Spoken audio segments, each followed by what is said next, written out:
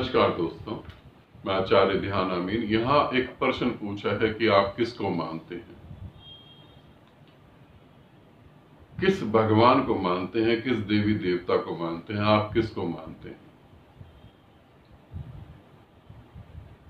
मैं किसको मानता हूं, इस बात को जानने के बाद क्या होगा, आपकी गति बढ़ेगी, आप परमात्मा हो जाएंगे, आपके जीवन में जो कलेश हैं वो कम हो जाएंगे, आपका दुख जो है वो मिट जाएगा, आप मृत्यु भय से मुक्त हो जाएंगे। मैं किसको मानता हूं, इससे क्या फर्क पड़ेगा। मेरा उत्तर सुन के आप उस उत्तर को समझ पाएंगे।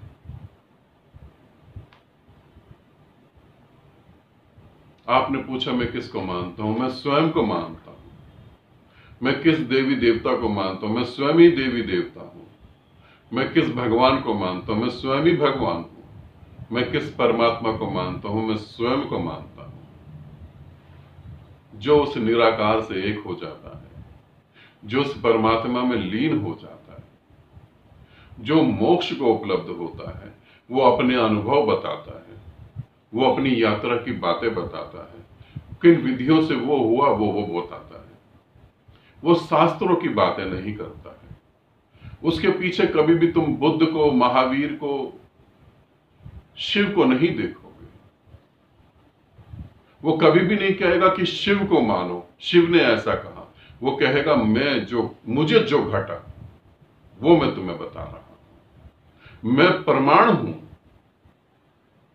मैं तुम्हें बता रहा हूं। सभी ग्रंथों ने मेरी व्याख्या करी होगी, मगर मैं ग्रंथ नहीं हूं। जो व्यक्ति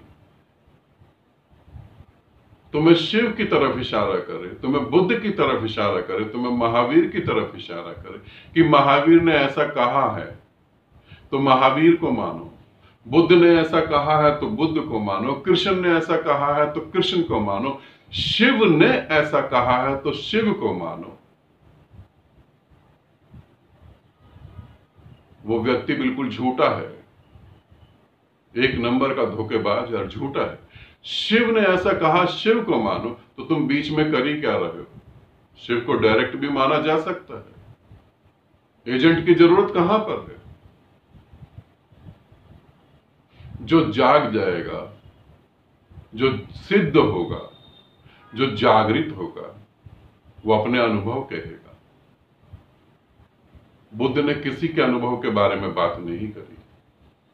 बुद्ध ने अपना अनुभव बताया, महावीर ने अपना अनुभव बताया, जीसस ने अपना अनुभव बताया, कृष्ण ने अपना अनुभव बताया।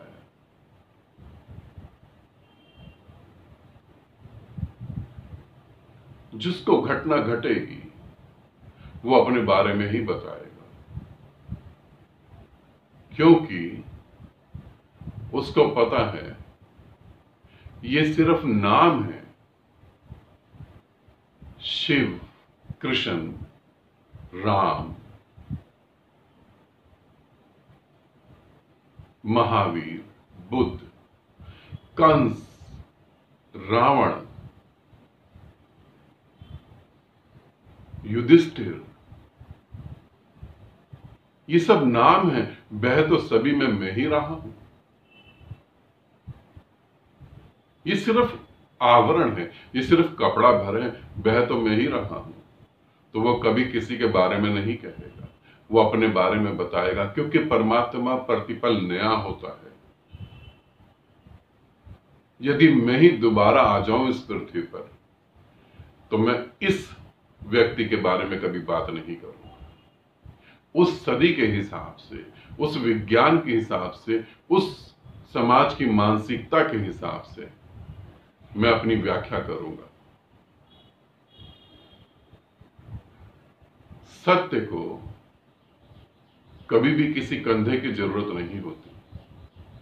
असत्य को सदा खड़ा होने के लिए कंधे की जरूरत होती है। असत्य सदा किसी न किसी का कंधा पकड़ेगा, कृष्ण का, शिव का, बुद्ध का, जीसस का, किसी न किसी का कंधा पकड़ के खड़ा हो पाएगा। सत्य स्वयं ही खड़ा हो जाता है। इसे समझेंगे। मैं किसको मानता हूं? मैं प्यारे मित्र, मैं तुम्हें ये कहना चाहूं, तुम भी किसी को ना मानो, अपने को मानो।